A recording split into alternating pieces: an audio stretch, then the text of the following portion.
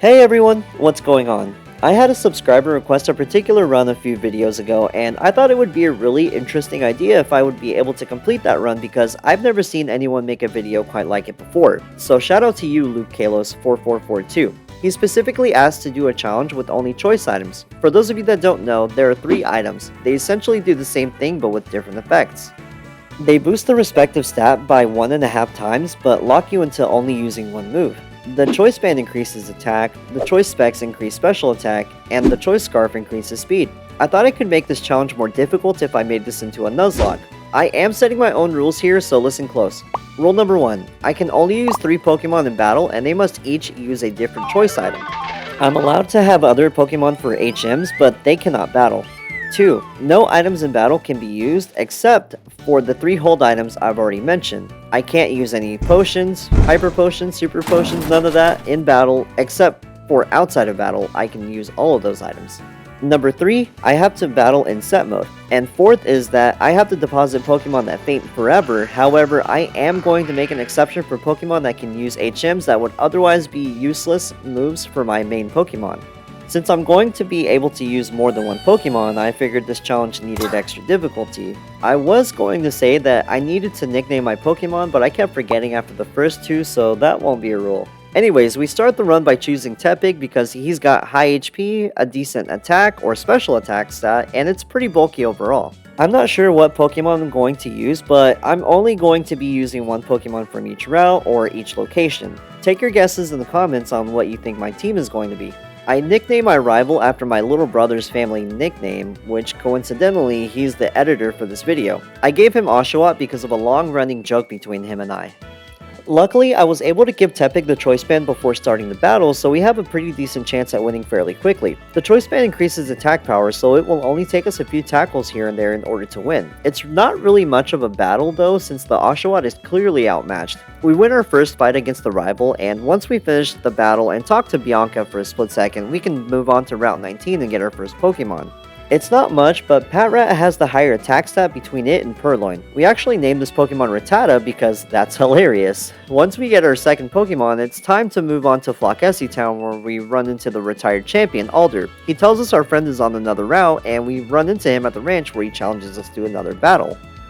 We've leveled up our Patrat some, and its attack is a little better than our Tepig, so we put the Choice Band on it before we battle our rival. No surprise, Choice Band plus Stab Tackle this early on makes it much easier for us to beat Oshawott into a pulp. I'm honestly surprised to see how good Patrat is this early. This was my second attempt at the challenge, and I was shocked to see how good Patrat was overall for the challenge. You'll see what I mean later on in the video. When we defeat the rival, the owners of the ranch come and talk to us. They heal our Pokemon and then tell us that one of their herdiers is in trouble. I think he's been kidnapped. I wonder who did it. But before we do that, we run into this little burb. It's actually pretty cute, and I think I'll catch it. I was hoping for a Mareep because of Choice Specs and Thundershock, but I can't help that. Pidove is a pretty good alternative. It learns attack and special attack moves that can be useful early on. For example, against the 3rd gym leader, assuming it doesn't faint. We discover that a pirate has taken Herdier and is going to take him to sea, but Herdier doesn't like him, and the pirate doesn't actually want the Pokemon, so he runs away in frustration. We can finally leave this area. We run into Alder a couple of times, and he finally gives us the okay to challenge the 1st gym leader in our hometown. He gives us some berries, but I don't think I can use those. The 1st gym is located at the top left area of our hometown. Cheren here specializes in normal types. He has 2 Pokemon, Patrat and Lillipup. Since we don't have a really good special attacker, we gave Tepig the Choice Specs to boost its Ember since it's a special move. It does great damage against Cheren's Patrat as 2 Embers take it down. We have quite a bit of health left over. Lillipup is second, and it sets up a workup as an Ember takes it down to 3/4 health. Lillipup attacks and puts us in blaze range. Our next attack leaves Lillipup in the red, but Cheren uses a potion. Our next Ember leaves it in the red again.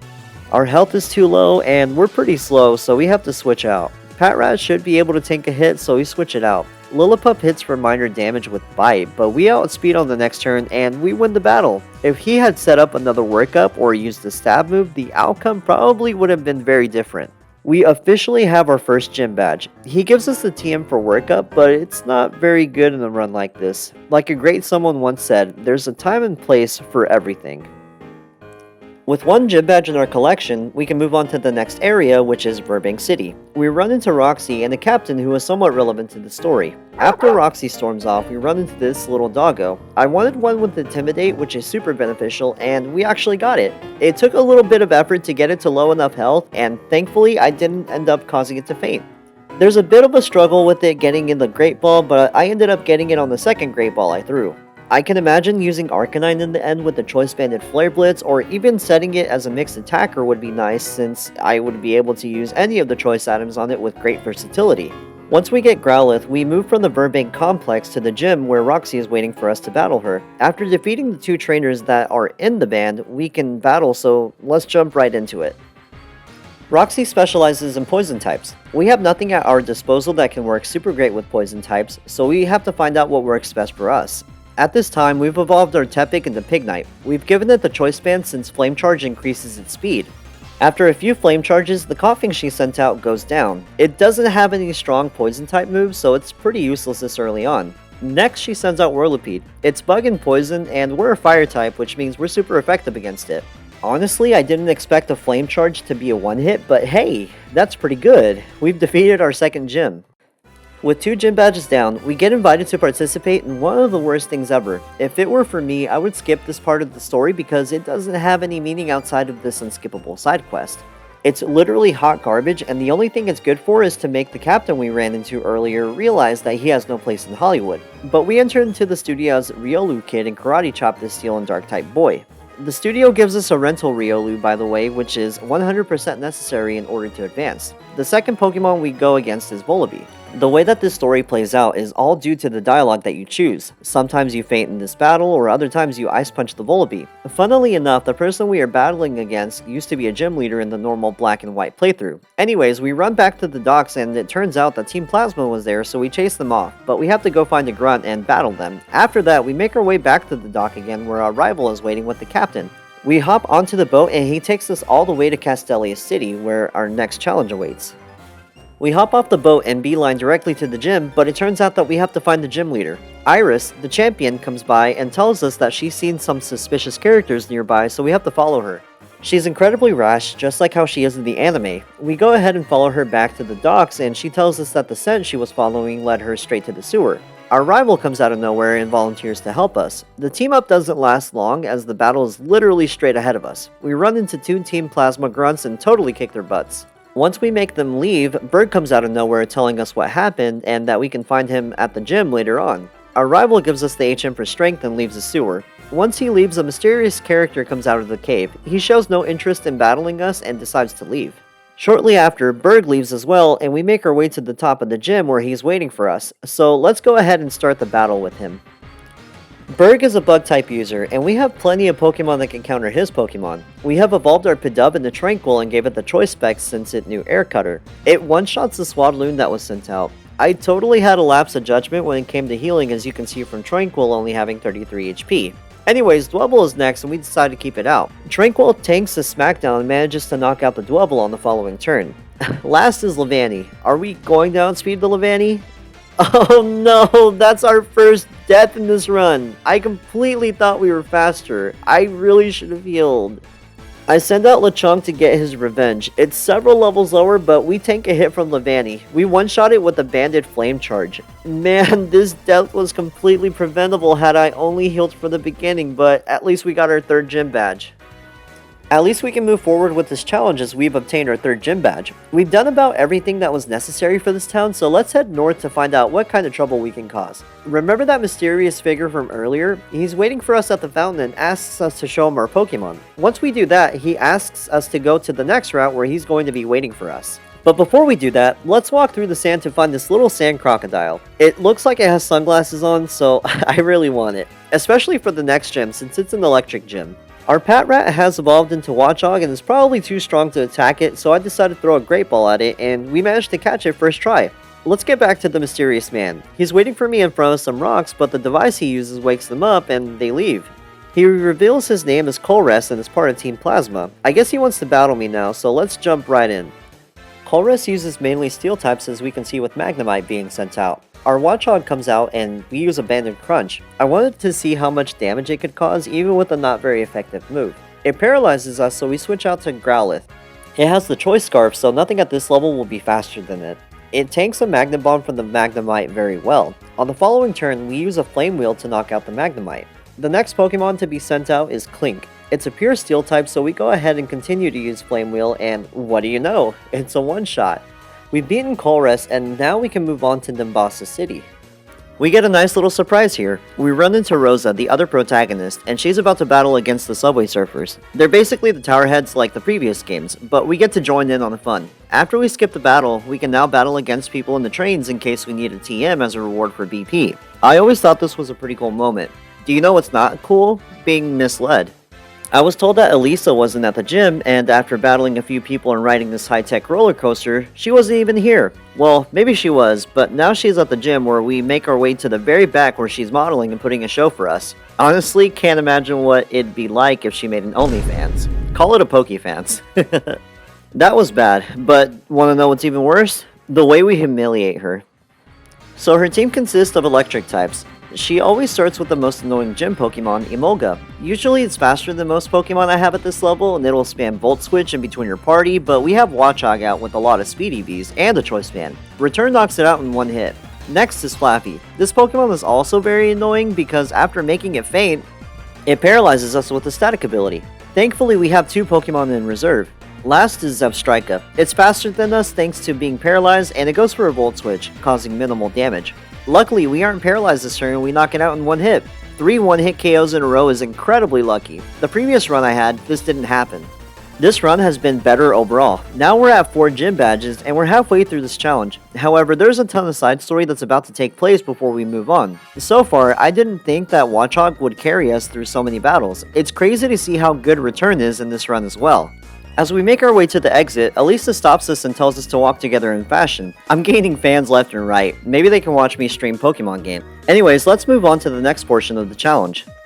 So we're halfway through the challenge, and there's a ton of side story to complete after the 5th gym badge. Team Plasma takes a majority of our time with each of these playthroughs. Anyways, before we leave towards the west, we run into our rival and several Team Plasma members. He's pretty angry about what happened to him and his sister in the past, so we have to join up with him and actually beat the lone Team Plasma members. It doesn't take long, but we get to learn more about what happened to our rival in the past. It's pretty sad to think that Team Plasma stole the Purloin that their late grandfather gave to them as children. This is sad, but what's even sadder is the sandwich portion of the story on Scarlet and Violet. That'll rip your heart out. So we've moved on, and Bianca introduced Hidden Grottos to us, and this little fella is right here waiting. Minccino is a normal type. It'd be great to have it if it had the hidden ability Skill Link, which makes moves that hit 2 to 5 times in a row hit 5 times all the time. It's the ability that makes Cloyster so broken for singles battles. We end up catching it. Hopefully we get to use it later. Not only do we catch 1 Pokemon, we catch 2. I don't see us using Ducklett for long, but it would be nice to have a water type for the 5th gym leader, so hopefully this doesn't faint to Excadrill. I end up catching it and leveling it up enough to where it isn't quite past the level cap for the battle with Clay. I mean, it's a water type, right? The unfortunate part is that it's flying as well. So now we've made it to Driftvale City, and we run into 2 Team Plasma buddies fighting it out on the middle of a bridge. The new Team Plasma member is telling the old one to join the new Team Plasma, but they disagree, and that's when my bro comes in and shoves the absolute heck out of the new Team Plasma member and scares them. Why can't we just shove and push people instead of battling? It seems like we would get places a lot quicker if we did that more often. Anyways, the old Team Plasma grunt takes me to the new old Team Plasma hangout where they care for Pokemon that ended up in their possession. Plus, we get a 3rd Pokemon right here in Zorua. Honestly, this is my favorite Pokemon in this generation. Design, ability, and typing are top tier in my opinion. I hope we get the chance to use him later on. So we've got 3 Pokemon, and the team that we currently have is Watchog, Pignite, and Ducklett.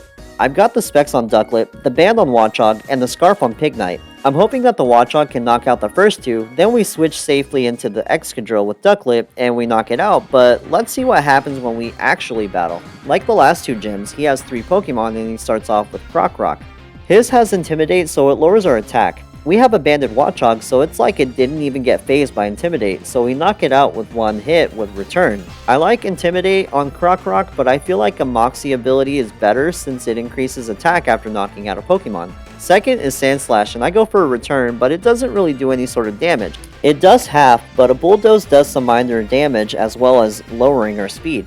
We attack with Return again, but it's a low roll, knocking it down to what seems like 1 HP. Sandslash's attack drops us to about half. The following turn, Clay decides to heal his Sandslash, and I use this as an opportunity to send out Ducklett. This was probably the best option I had since we were stupid slow and weren't attacking with our full potential. Sandslash is a pretty good defensive Pokemon, but its stats are pretty low in comparison. A single Bubble Beam knocks Sandslash back down to the red as it lands a Crush Claw that drops us to about 2/3 HP.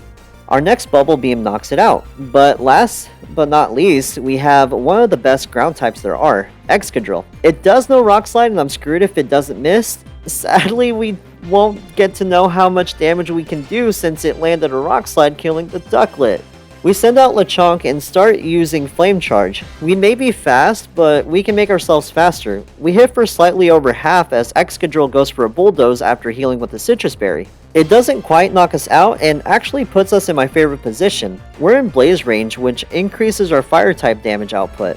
On the following turn, we knock it out and win our 5th gym badge overall. That was an intense battle, and sadly, we will never know if Ducklett would have turned out to be useful later on in this challenge, but hey, we prevailed at the cost of one Pokemon. Ducklett sacrificed itself so we could continue our challenge.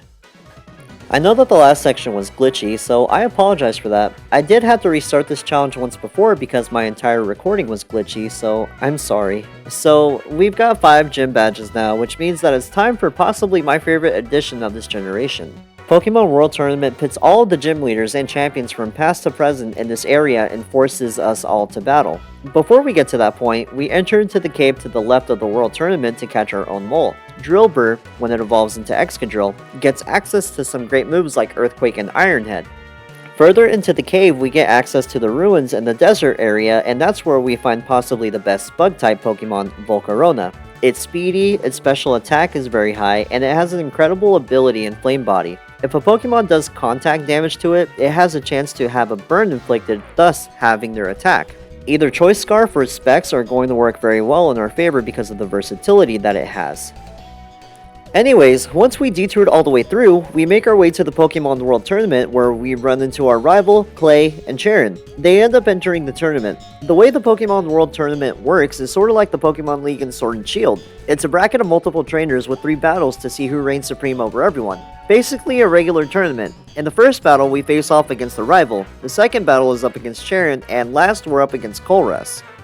Once we mop the floor with Colress, we see that Team Plasma has pulled up their ship at the docks. Our rival, Cheren, and I board it only to get swamped by Team Plasma. It's kind of funny how we just boarded a ship and no one came until we were already on it. We get rushed from both sides where Cheren and our rival wait for us to join in so we can double battle with both trainers. Once we defeat them, Zinzolin comes in and is utterly upset that we get on and held our own against them. He's so mad that he calls in the Shadow Triad, which escorts us off the ship after teleporting right in front of us. After being escorted off the ship, we find ourselves in Chargestone Cave where we find the second best bug type, but best Pokemon in my opinion for the next gym, Joltik. So we're at Mistralton City at this point, and we run into Professor Juniper. She gives us a Pokeball that I already have 900 of, so it's pretty useless. Skyla, the gym leader for this town, comes by, and after some conversation, Professor Juniper leads towards some gravesite. I think they mentioned something about taking all of us to the opposite side of the map since there wasn't any need for us to go up north. The only catch is that we have to battle Skyla in order to move on. Thankfully, the gym isn't super far away, so that's where we head next. We made our way to the very back of the gym and started the battle. Skyla uses flying types, and like the previous gym, she has 3 Pokemon. Her first Pokemon is Swoobat. It's flying and psychic. We have evolved our Joltik into Galvantula, the bug and electric type, and it knows a pretty decent electric attack. We also attached the specs on it in order to maximize our damage output since Electro Ball works better the faster you are compared to the other Pokemon. We knock out the Swoobat in one hit. Swanna is second. It's water and flying, so it's 4 times weak against electric attacks, so we easily managed to make it faint. Last is going to be Skarmory. It's flying and steel type with the ability Sturdy. Sturdy is an ability that leaves a Pokemon with 1 HP if a Pokemon uses a move that would knock it out in one hit. It survives our first Electro Ball only to use Agility to double its current speed. Unfortunately, the next turn, Skyla uses a Hyper Potion to fully heal Skarmory only to be brought back down to the red again by our Electro Ball. It doesn't do quite enough damage since Skarmory doubles its speed, but now it's faster than us and uses a critical hit air cutter. Thankfully it didn't do much, so we knock it out after their attack, with an Electro Ball winning us our 6th gym badge. This badge wasn't difficult at all to attain since we had such a good Pokemon earlier on in the battle.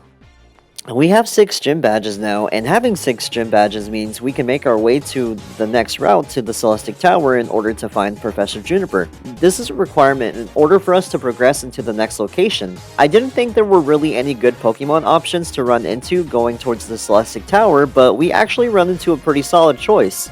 It's really nothing special, but Deerling here will be a sturdy option for us when it comes to battling the 8th gym leader. I don't think I'll use it afterwards since the Elite Four doesn't have anything weak against a grass and normal type, but for the 8th gym leader, it'll reign supreme overall. I'm going to go ahead and box it until further notice. Now that we've caught Deerling, we make our way to Celestic Tower, and there's another Pokemon that I want in this area, Litwick. It's a Ghost and Fire type. It eventually evolves into Chandelure, which has crazy high special attack. Not only that, but it's great against 2 of the Elite Four members. The only drawback is that it evolves into its second form at a much higher level. So we'll box it for now. Once we catch Litwick, we make our way down the staircase to see that Professor Juniper is standing by just waiting for us to talk to her. Once that's completed, we make our way to Mistralton City where she and Skyla are waiting for us to move on to the next area. We meet up at the airport where they're waiting for us, and all of a sudden Bianca bursts through the doors wanting to go too. We board the airplane and get this nice little cutscene. Eventually we land just west of Undella Town. For this battle, we had to team up with Bianca and make our way through a cave in search of Heatran. I should have switched out into another Pokemon, but I believe all I had was weak against Camerupt. What happens next, I didn't even anticipate. Camerupt tanks a nasty Psychic and crits a takedown, knocking out our Emboar. Our sweet prince that won us our 5th gym badge had to be laid to rest. I believe that makes 3 Pokemon that have fainted so far. Right before we leave Undella Town, we run into our rival once more. He challenges us to a battle. I don't know what it is, but most every major battle lately involves the other person having 3 Pokemon. He sends out Unfezant, and we send out our Spect Galvantula. Most of his Pokemon are weak to Galvantula, so I figured we'd have him in the first slot. We're pretty fast, so we go first and hit a devastating Electro Ball. It ends up knocking out the Unfezant. I mentioned that all of his Pokemon are pretty weak to Galvantula, right? Well, one of them isn't weak against electric types, they're weak against bug types. After we level up, the second Pokemon that he's going to send out is Samurott. It's water type, so it's already weak to Galvantula. We use Electro Ball, but somehow it survives with possibly 1 HP. It retaliates with Night Slash for a quarter of my health. Our rival heals with the Hyper Potion to max health again, but we continue to use Electro Ball. This time, it does even less damage, but he's wasted his 1 restore item on his Pokemon. Finally, on the next turn, we knock out the Samurott after it hits a powerful Aqua Jet thanks to Torrent. So his next Pokemon is Simisage, and it's a grass type, meaning my Electro Ball won't do too much. I start debating on what I need to use, so I start thinking that Watchog might be the best option. I sort of contemplate if I should even try to attack, but I follow through with the switch. Watchog then switches into a decent Seed Bomb, knocking it down to about half health. On the next turn, I go for a return, but it's not enough, and Simisage lands a critical hit Seed Bomb, knocking out our dear Watchog. We have to lay it to rest as well. 2 dead Pokemon back to back. That's really bad. Thankfully, Galvantula is still alive and kicking it, and we avenge our fallen comrade with a Signal Beam. I'm starting to see areas where I can improve on this challenge, especially after 2 runs. We end up returning to the same Pokemon Center to deposit our boy next to his brethren. He did so much work for us. He died so that others could live. He had a very good run. I'm pretty devastated by this loss. I really wanted him to stay towards the end. Once we defeat our rival, we make our way to Lacanosa Town where Juniper and Bianca are waiting on me. There's some old hag here who thinks she knows what happened 2 years ago and a little bit of mythology behind Zekrom, Reshiram, and Kyurem. She talks about ideals and truth. I don't really know what this has to do with Pokemon or how they know, but it's important. Reshiram stands for truth and Zekrom stands for ideals. She does talk about the giant chasm and how cold it was and how it's all indicative of the Pokemon Kyurem. We all leave the building where the grandma is and meet up right outside to talk a little bit about what happened to Zekrom 2 years ago. Juniper thinks that there's some sort of connection, but oh well. The general consensus is that I need to go to Opelucid City and talk to their mayor about what's going on and what we can do to help out in this situation, because apparently no other adult is capable of such a feat. Just south of that though, we run into our rival again. We talk for a second and guess who shows up? Zinzalin and a grunt. Our rival rushes into a battle, and I guess we have to play backup for them. Once we defeat them, our rival runs after them. I haven't been showing the battles for Zinzalin since he uses two Cryogonal, which are ice types, and a Weavile, which is a dark and ice type, so it's not very interesting overall. We let them run after each other, but I return to the Pokemon Center to heal. Once we do that, we make our way to Opelucid City to battle the 7th gym leader, who turns out to be Drayden, who also turns out to be the mayor.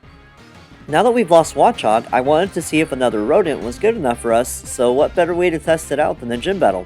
The Minccino that we caught had Skill Link and was also the Jolly Nature. After we evolved it, I attached the Choice Band to it to maximize Tail Slap. It's a 2 to 5 hit move, but with Skill Link, it hits 5 times all the time. The only drawback is its accuracy. Druddigon here is pretty bulky, and it survives our 5-hit Tail Slap and retaliates with Revenge. It's super effective against our normal type. It one-shots us! Now it was a crit, and I don't know if it mattered, but now we've lost 3 Pokemon in quick succession. What a tragedy. So I send out Sandy, and I'm fully aware that it can be taken out by Revenge, but this is where Drayden heals. I can land a free hit, and with Choice Scarf, I can get in 2 hits before he even gets 1. I don't know what he was thinking, but after our crunch, Druddigon goes for Slash, barely doing anything, and our next crunch knocks it out, causing Moxie to activate. Moxie has now given us a +1 to our attack stat. Second is Flygon. It's Dragon and Ground, so Crunch does neutral damage to it. It does about 85% to it, as it comes back with an Earth Power, dropping us down to about half health. Our next Crunch knocks it out, causing Moxie to activate once more. So now we're at a +2 attack, meaning that our attack stat has doubled. Last is Haxorus. It's a pure Dragon type, so our +2 attack stab move isn't enough to knock out the Haxorus. We drop it down to 5% health, if even that. Then it restores health with the Citrus Berry. The crazy thing here is that Drayden opts for a Dragon Tail to phase out our Pokemon. We survive, but now that we have our Spectaventula here full of health, one Signal Beam is all it needs to knock it out and win us our 7th gym badge. We have 7 gym badges now. It took me quite a long time to get there since the last gym battle before this one took place several minutes ago. This goes to show how long the story is for this game and why it was such a great game overall. Now that we've defeated Drayden, we can move on to another part of the main story with Team Plasma. We leave the gym and follow Drayden to his quarters, where he starts to talk to us about what all happened 2 years ago with Zekrom and Reshiram. He talks about the theory that Kyurem split into 3 Pokemon because of the ideals and truths, and mentions something about a DNA splicer. Then he tells me that they're in his gym, safely stored in secret, but all of a sudden there's a massive shockwave, so we head outside to see Team Plasma's ship hovering overhead. Man, the quality from these games for the technological capacity of the DS was incredible. Anyways, the ship stops overhead and opens up a compartment to reveal a cannon. It takes aim and charges up before shooting a beam at our location. It fires several other shots, causing massive icicles to spout from them. Once the cutscene ends, we make our way around the town and battle grunts until we see Zinzalin at the gym entrance. He can't find what he's looking for, so he challenges us to a battle. Once we defeat him, Drayden comes by and thanks us for our work. He then goes inside to check on the DNA splicers, and instead of leaving them secured, he brings them out to where they get stolen by the Shadow Triad. The Triad breaks apart and we have to track them down, but they move too quickly, so now we have to go to Humilau City for whatever reason and defeat the 8th gym leader. To get there, we go through Undella Town and use the underwater marine tube to get from Undella to Humilau. Can we take a second to appreciate the beauty of this tube? I think the marine tube was a nice addition to the game. So now we're at Humilau City. We find our rival here and he tells us to find Marlin, who is coincidentally snorkeling right next to this house. He jumps out and tells us he's going to be waiting for us at the gym. As usual, we make our way to the back and start the battle. He's the 8th gym leader and he uses water types. Our team has shifted slightly since our last battle with Drayden. We still have Galvantula, who has the choice specs in this battle. We're up against Caracosta, the water and rock type. I'm worried about a super effective rock type move, so I use Volt Switch. Caracosta has a sturdy ability, so he survives with 1 HP. We switch into the Deerling that I evolved into Saucebug since he's part grass type, and since grass is super effective against water. We get hit by a Smackdown, which could have knocked out our Spidey, but for Saucebug it doesn't do much. Marlin heals his Pokemon this turn, and we get a free attack. I have the Choice Band on Sawsbuck since Horn Leech is such a great physical Grass-type move. It ends up activating Sturdy again, which is fine since he can no longer heal his Pokemon. We heal back to full HP and unleash another Horn Leech, causing Carracosta to faint. Marlin's second Pokemon is Wailord. It's a pure water type. It has great HP but terrible defenses. I'm not worried about it as our Sawsbuck is much faster. We go for a devastating Horn Leech again, and it absolutely demolishes the Wailord, sapping whatever life it once had. Last is Jellicent, the water and ghost type. I don't need to switch out since Sawsbuck is literally the best counter to Jellicent. We go for one last Horn Leech, knocking out the Jellicent and winning us our 8th and final gym badge. I've never really used Sawsbuck, but it came in clutch for this battle. We also didn't lose a Pokemon. At this point, we've completed the Gym Leader Challenge. The only thing left to do is to finish out the Team Plasma portion of the story, take on our rival one last time at the Pokemon League, and then take out the Elite Four in Champion. I feel like our team isn't complete yet.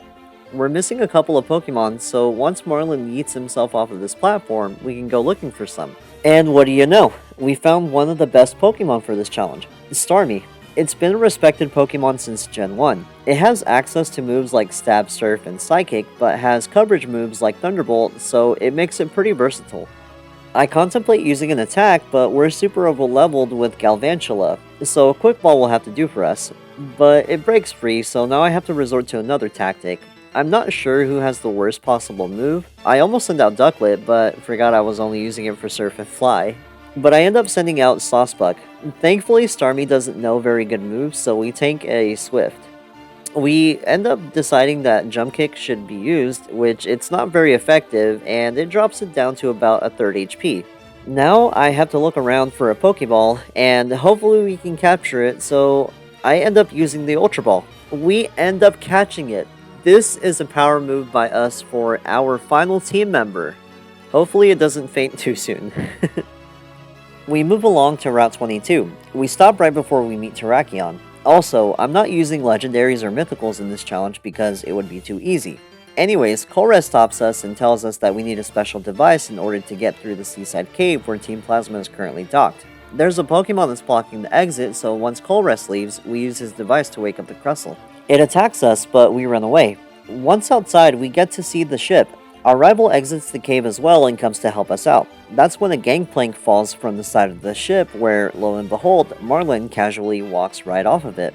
He's not really a fighter, but if we think we need help, he's there for us. He gives us some encouragement before he dips.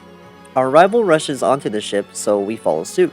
After solving the puzzle, we make it to the area where Zinzolin is. We quickly switch our Pokemon's position because Sandy has a Rock-type move that's available to us. Anyways, he's surprised but is prideful when he shows us that they're keeping Kyurem hostage. He confesses that Kyurem was the source of the Ice Beams earlier in Opelucid City. All of a sudden, our rival comes from the warp panel and assists us with a double battle. We end up winning. Our bro starts trying to interrogate them about the Purloin, but Zinzolin doesn't really budge. That's when the Shadow Triad comes out of nowhere and escorts us off the ship. Once we are removed from the ship, we get this nice little cutscene where we see the ship take off from the sea to the sky. I'm kind of curious as to how they can get that massive thing out of the water and into the sky so easily. Anyways, once they fly off, we have to go chase them to their next location in the giant chasm. There's a lot of running back and forth from one location to another, and it gets really repetitive. Once we make it to the giant chasm, we find our rival and several of the old Team Plasma wanting to square up against the new Team Plasma. Our rival yells at them to draw out their attention, wanting to get through, which leads to the new Team Plasma moving towards us, wanting to throw hands. We easily defeat them, and then Root comes over and heals our Pokemon before more new Team Plasma grunts come to aid their comrades. The old Team Plasma is keeping them at bay and tells us that we can move along, so long as they keep the new Team Plasma preoccupied. Our rival runs past us, and we chase after him to get to the ship. So right now I have Sandy, Starmie, and Galvantula. Sandy is holding the Choice Band, Starmie is holding the Choice Scarf, and Galvantula is holding the Specs. We're skipping the Zinzolin battle as usual, but this is where we go against someone who is actually strong. If you saw my last video, you know how strong Colress is. He seemed like a really nice and honest guy, but turns out he's part of Team Plasma. Since we have more than one Pokemon, let's see how this battle actually goes. Colress primarily uses Steel types, and some of them have Sturdy, which is pretty annoying, like this Magneton. So I have Galvantula first. I should have used Volt Switch to break Sturdy, but I have no idea why I used Discharge. Maybe to get the paralysis, which worked out in her favor. But that's when we switch to Sandy. Sandy is part ground, so it's not affected by electric type moves. It has an immunity to them. At this time, Sandy knows Dig, which is a 2-turn move. It grants us a turn of immunity except if Earthquake is used, which is beneficial for this battle. Magneton can't attack us, and on the next turn, we knock it out, which causes Moxie to activate, raising our attack by +1 or 1.5 times. The next Pokemon that he sends out is Magnezone. It's Steel and Electric with the ability Sturdy. We use Dig again and avoid Magnezone's Flash Cannon. On the following turn, Dig hits, causing Sturdy to activate, leaving it with 1 HP. It counters with a Flash Cannon for some damage, dropping us to 102 HP. Have I mentioned how much I hate Sturdy? At this time, Colress heals this turn, but I opt to stay in with Sandy and use Dig once more. We land our attack on the next turn only for Sturdy to activate again, leaving it with just 1 health. We take another Flash Cannon, leaving Sandy with only 30 health. The next turn, we go for a third Dig, Magnezone misses its Flash Cannon, and we finally land the Killing Strike to Magnezone. That took a very long time. Anyways, Moxie activates, so now we're at a +2 or double our attack stat. Oh, and at this time we leveled up, which means we now have access to Earthquake, which would have been a better move earlier in this battle, but oh well. We got rid of the move Torment, which is useless in this type of challenge. Anyways, third is Behem. It's a Psychic type. I wish I could have used another move, but I can't. I'm locked into Dig. So we go for it, missing the Energy Ball from Behem. We are so lucky that it was a one-shot because we would have lost Sandy here. Moxie activates again, so we're at a +3 for attack or 2.5 times our attack. And Klinklang is 4th. It's a pure Steel type, so it should feint to my Dig, so we use it again. Klinklang misses with Gear Grind, but our Dig didn't hit? Oh no! I didn't see that he had the air balloon equipped. Not Sandy. Okay, so we can't cry. I have to send Starmie out now. I go first and use Surf to pop its balloon and leave it with just only over half health. Klinklang uses Gear Shift to raise its speed by 2 and its attack by 1, so we switch into Galvantula since it resists Steel and Electric type attacks. I was afraid of a Wild Charge, so I wanted to be safe, but luckily it kept using Gear Shift, which means that we get a safe switch in. It goes for another Gear Shift, which is weird. Maybe it didn't see a KO potential. Thankfully, we get a few discharges off, which knocks out the Klinklang. We dodged a major bullet right there. Alright, he has one last Pokemon. It's Metang, the Steel and Psychic type. We're staying in with Galvantula, so we use another Discharge. We get Metang to about a quarter health, but it uses Agility to raise its speed. But it's funny because Metang doesn't outspeed us after a +2 to its speed. We land one final Discharge, knocking out the Metang and winning us the battle. That was a very long-winded battle, and we lost probably the best Pokemon I had for the next major battle. I'm going to have to go back to Humalao City to get another Pokemon. I'm not sure which one I'll get. Before we go back to Humalao, I'm pretty certain that I can beat this next part. Getsus is in the control room of the ship. He says he's been watching me and tells me that he's super close to completing his goal, which is to rule over Unova. It's pretty original. He pounded a stick earlier, and I guess that's code for the Shadow Triad to come through. Our rival bursts through and talks to the Shadow Triad member, who apparently stole the Purloin he's been looking for. He becomes discouraged while this Triad member challenges me to a battle. We flew back to Humalao and made it back just in time to battle Kyurem Black. He's level 55 and I have an Excadrill. He has the Choice Band equipped, so our Iron Head is going to do some mega damage. It's nearly a one-hit KO. Kyurem retaliates with Slash for not very effective damage. We use another Iron Head and we have effectively caused Kyurem to split back into two different Pokemon. Kyurem lets out a huge yell. After that, Getsus gets real mad and challenges us to a battle. I was confused as to what kind of Pokemon I needed as a lead, so I just sent out Excadrill. He sends out the Ghost-type Cofagrigus. Mummy is Cofagrigus' ability and it only activates if my Pokemon make physical contact with it. We use Earthquake to leave it with 1 HP. You'd think it had the Sturdy ability. Cofagrigus retaliates with Shadow Ball for not very effective damage. It heals with leftovers, but it gets its health restored on the next turn with a full restore. We go for another Earthquake, leaving it in the red again as it passively heals with leftovers. On the next turn, he tries to stall us out with Protect, so we basically skip a turn. After healing a bit, it tries to go for the double Protect, but it fails, meaning that we get the knockout. Thankfully, it didn't use Will-O-Wisp to burn us or have our attack damage. His second Pokemon is Seismitoad. It's water and ground and absolutely filthy. I hate amphibians. We traded in our Galvantula for something stronger. We now have Spect Volcarona since it can learn some of the same moves Galvantula can, but uses them better. We take an Earthquake on the switch-in. Thankfully, we taught Volcarona Giga Drain as, well, it sucked the life straight out of Seismitoad. The third Pokemon he has is Hydreigon, the Dragon Dark type. I switched out to Scarf Starmie since I'm not worried that he'll use a Dark type move right away, because he has Rock Slide. We picked up the TM for Ice Beam in the Giant Chasm and taught it to Starmie so that we can use it against Hydreigon, sending it to the Ice Age. I don't think that crit mattered. Fourth is Electros. This Pokemon has my favorite design for electric types. Anyways, I have to switch out, so I send Excadrill to predict an electric type move, but he ends up not using an electric type move. He uses Acrobatics. I have Rock Slide, so I'm hoping I can hit for neutral and flinch, but it manages to use Flamethrower for major damage. I'm riding on my luck to hit Rock Slide, and we connect. We knock out the Electros. If Rock Slide missed, I'd have another funeral on my hands.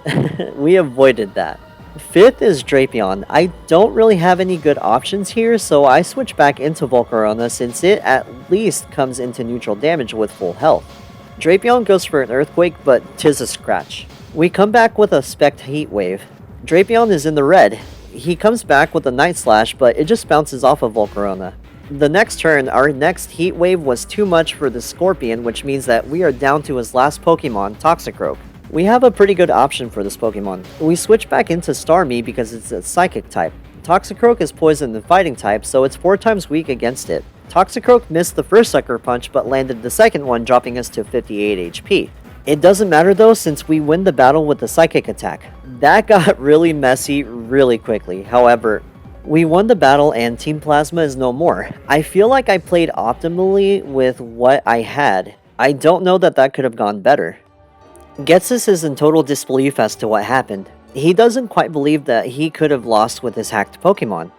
Did you see that Hydreigon? I guess we aren't any better since Volcarona was caught at level 35, but hey, he flees the scene. In is here and he tries to thank us for putting an end to Team Plasma. He gets on top of Zekrom and starts flying away.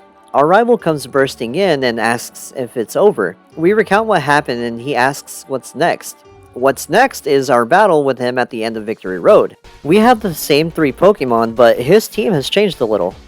He sends out Unfezant, the flying and normal type, as we send out Spec Starmie. We're faster than it, so we go first with Ice Beam. It does a ton of damage, causing it to faint.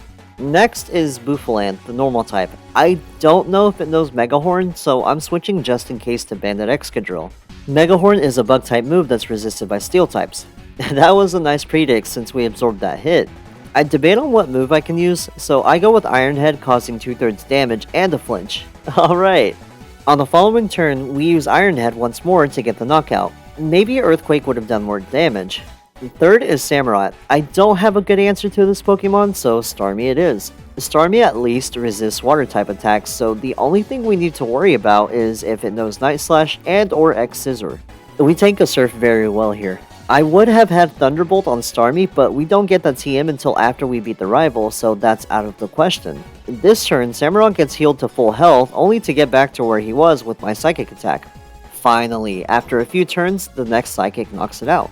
I'm honestly surprised that we were able to survive an X-Scissor. Starmie isn't known for its defense. Anyways, Starmie has done everything he can, so as to not risk it fainting, I'm going to switch over to Volcarona. It has the Scarf, so most everything will be slower than it. Simisage is a grass type, so we definitely have the advantage over it. On the next turn, we use Silverwind, getting the knockout and winning us the final rival battle.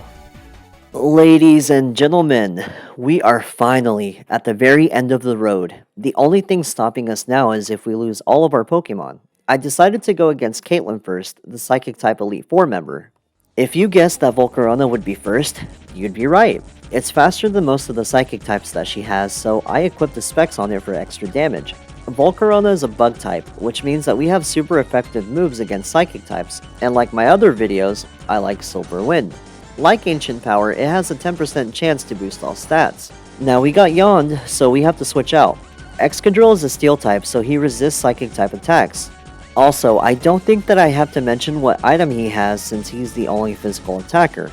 After Caitlyn heals, I go ahead and use X-Scissor against it, dropping it in the red. It yawns us again. Yawn is a move that is guaranteed to hit, but causes sleep on the next turn. It's a great way to force a switch in. I don't want to risk having a Pokemon sleep, so I switch into Volcarona again, only to get yawned a final time. So it's back to Excadrill, but here's what happens. We actually get yawned once more. This is getting way too out of hand for me. I'm tired of running, so I use Rock Slide to get the knockout. Excadrill ends up falling asleep, so we need to switch out for Reuniclus. Volcarona gets sent out again and brushes off the Focus Blast that was sent its way. It resisted it, so that went well. There's no risk for sleep, so we can go all out. We use Silver Wind and it's actually a one-shot. We didn't get the stat boost though, which is fine. The only other Pokemon I'm worried about is Sigilyph. It's part flying type, so we have to be careful out here. Now that we have Volt Beam on Starmie, we switch into it. It gets hit by Air Slash on the switch in, but it's not doing much. I use Ice Beam and hope for a freeze, but it doesn't happen. Sigilyph uses Shadow Ball for major damage. I'm not worried though, since we're faster and we get the knockout with our following Ice Beam. Last is Thick Goth GF, Gothitelle. The only option I have is to send out Volcarona. I didn't realize how bulky it was as Gothitelle's Thunderbolt bounces off of it like it was nothing. I did invest heavily into making sure defensive EVs were high so we could survive more hits. Anyways, we go for Silver Wind one final time and get the knockout, winning us our first battle against the Elite Four. That was pretty easy. The second Elite Four member that I wanted to go against is Grimsley. He's the Dark type member. Just like with Caitlyn, Dark types are weak against Bug types, so I chose to leave Volcarona with the Specs and Starmie with the Scarf.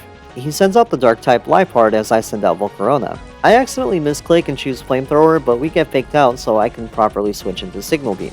The following turn, I use it against Liepard and it's a one-shot. We level up and Volcarona wants to learn the most broken move ever, but it would be useless in this challenge. Scrafty is next. It's part fighting, so it cancels out the bug type weakness. We hit for 3/4 damage and it misses a potential one-hit KO Rock Tomb. I didn't even know it had that move. Anyways, we use Signal Beam again and we managed to knock it out. Third is Krookodile. We already know it's ground and dark type. We use Signal Beam and we obliterate it to nothingness as it claims its life. If I can't have a Krookodile, no one can. Last is Bisharp. It's the only other Pokemon that doesn't have a bug type weakness. I choose to stay in because I'm betting on it not having any sort of move that's super effective. It heals with Citrus Berry and goes for Night Slash. Hey, I think I'm right. However, on the follow Signal Beam to get the knockout for the win. We're halfway done with the Elite Four. I'm sort of upset because I feel like I'm way too overleveled for the battles, but I think it'll even out more when I get to the champion. Anyways, the next member we're going to go up against is Marshall. He's a fighting type expert and everything that Bruno wishes he was. Fighting types are weak against psychic types, and I think I have the best one available to me. This time, Starmie is going to be holding the Specs for maximum damage potential. Starmie is going to lead this battle. It's the best option I have, and I'm pretty sure he doesn't have much to counter us. He starts out by sending Throw first. We immediately command Starmie to use Psychic, and Throw is taken out on the word Go. That was predictable. Next is Mienshao. It's known for being speedy, but we're way faster. We go first and use Psychic again. The battle was already decided when I sent Starmie out. Sawk is third, and it's the only Pokemon that can survive more than one hit because it has 30. I feel like this ability should be just like Mimikyu's and Ice-Q's, where their decoys get broken once and can't be used again. I just can't avoid this ability. He uses Payback and deals 110 damage of health. The next turn, Marshall uses a full restore, but it's useless since we bring it back down to 1 HP. Finally, the next turn, we are able to knock it out. Last is Conkeldurr. It's probably the strongest one he has, but it's got terrible special defense. So it goes down to one hit, winning us our third Elite Four member fight. All that's left is the Ghost type user, Chantal. I don't really have a good counter to her Pokemon, especially since we have no Dark or Ghost type moves with the Pokemon that we currently have. The scariest Pokemon that she has are Cofagrigus, since it's uber tanky, and Chandelure, since it has the highest special attack for this generation. The only solution I can come up with is to just use special attacks. Who better to use them than Volcarona itself? It has the specs on because Flamethrower will hit Cofagrigus for neutral damage, so I go ahead and use Flamethrower and it's enough to make Cofagrigus faint. I was worried all for nothing. But second is Chandelure. I don't think it'll use a ghost type attack, so I'm going to take a gamble on Starmie, and I was right. Chandelure ended up using Fire Blast for some decent damage. We take hits like that all day. On the following turn, we outspeed, not that the Scarf mattered, and land a Torrential Surf, drowning the Chandelure in one hit. So she has two Pokemon left in reserve, Drifblim and Golurk. She ends up sending out Drifblim third. Surf won't really do anything to Drifblim, so I'm switching to Excadrill. It knows Rock Slide, so I'm hoping that we can get a knockout fairly quickly. Drifblim goes for an Acrobatics, but we tank that easily. We outspeed on the next turn and manage to hit Rock Slide for a one-shot against Drifblim. Man, that's too easy. Last is Golurk, and Starmie is just the best answer to it. Golurk is part ground type. Chantal sees that Earthquake is super effective against Excadrill, but Starmie just takes it like it was nothing. Obviously we outspeed, so on the next turn we go for a horrendous Surf for the knockout and the victory against the Elite Four member. We have beaten all four of the Elite Four members, so that means that the final battle is upon us. What can I say about Iris? She has a very diverse team even though she has 3 dragon types. Most of them are sturdy. She has a Hydreigon, a Druddigon, an Archeops, an Aggron, a Lapras, and a Haxorus. We have witnessed comrade after comrade just die so that we can move on. Their deaths won't be in vain. Right now, our team consists of Starmie, which will be using the specs, Volcarona with the Scarf, and Excadrill with the Choice Band. I think this was the best arrangement for this battle, so without further ado, let's jump right in. Immediately, we hit the ground running. She sends out Hydreigon and I send out Volcarona. This was the best lead, mainly in part because of Volcarona's high special attack. I go for Silver Wind hoping to get the stat buff, but that doesn't happen. Thankfully, the Hydreigon faints. Second is Druddigon. We've already seen how bulky it can be, so I plan on switching out to Starmie. I also know that it knows Rock Slide. Once we switch in, it lands a Rock Slide, knocking our health down to 106. On the following turn, we retaliate with an Ice Beam for heavy damage. It survives and goes for a Rock Slide, but it actually misses. We got touched by an Angel. The following turn, our Ice Beam is enough to knock out the Druddigon. We're 2 of the 6 Pokemon in. Can we keep this up? Third is Lapras, the Water and Ice type. I'm betting that it knows Thunderbolt, so I need to save Starmie for last, so we switch into Volcarona. I know Excadrill probably would have been the better option, but we can at least recover with Giga Drain. Lapras doesn't actually attack, instead it uses a 55% accuracy move. The next turn, we go for Giga Drain for 3/4 health, all the while Lapras misses Sing. This is crazy. The following turn, our Giga Drain knocks out the Lapras. Okay, we're halfway there. For her 4th Pokemon, Iris sends out Archeops. It's flying and rock type. It can easily knock out our Volcarona, so we're going to switch into Starmie. I thought about Excadrill, but I need him for the very end. Luckily enough, we switch into a Mist Rock Slide. The next turn, we outspeed and go for an atrocious Surf, causing the bird to go to Davy Jones's locker. Pokemon number 5 is Haxorus. It resists Surf, so I have to switch out. I send Excadrill since it's pretty bulky. We switch into an X-Scissor that's deflected off of Excadrill's armor. In an unfortunate turn of events, Haxorus outspeeds us and lands an appalling Earthquake, ending the life of Excadrill. Okay, we can do this. We have 2 Pokemon left. Volcarona is our next option since it has full health. So we go for a Signal Beam. It does incredible damage. Haxorus gets a little cheeky and goes for a Dragon Dance to increase speed and attack. Iris hasn't healed yet, so she uses a full restore, but our Signal Beam drops it back down to the red. It has a Focus Sash, so Starmie wouldn't have been a good option. Haxorus goes for an Earthquake, but Volcarona barely gets hit. We have less than half health when we counter with the Signal Beam, finally knocking out the Haxorus. Last is Aggron. I'm not sure if it has the sturdy ability, so I'm okay with staying in. We use Signal Beam to hopefully break it. On the same turn, Aggron uses Rock Slide to put an end to our favorite bug type. All of our hopes depend on one little starfish. We switch into Starmie and use Surf for the final time, getting us both the knockout and the win to the last bit of this challenge. I just wanted to let you guys know that I have been working on this for a month. It took me 2 attempts to record this. Like I mentioned, the first time I recorded, a lot of the battles were glitchy. It looked like the ending of the battle with Clay. I have put in so much time and effort on this as it's my longest quote unquote professional video. I couldn't do the story of our journey any justice if I had shrunk it down to a 30-minute video. I hope you all made it to the end and hopefully you enjoyed the content because I poured a lot of hard work and dedication into this one video. I'm not sure if anyone has nicknamed this challenge or not, but I want to call it the Choice Lock. As always, thank you to my brother for editing the video and putting in hours and making it look professional. I think the layout was pretty cool. Thank you to my brother's girlfriend for making the thumbnail.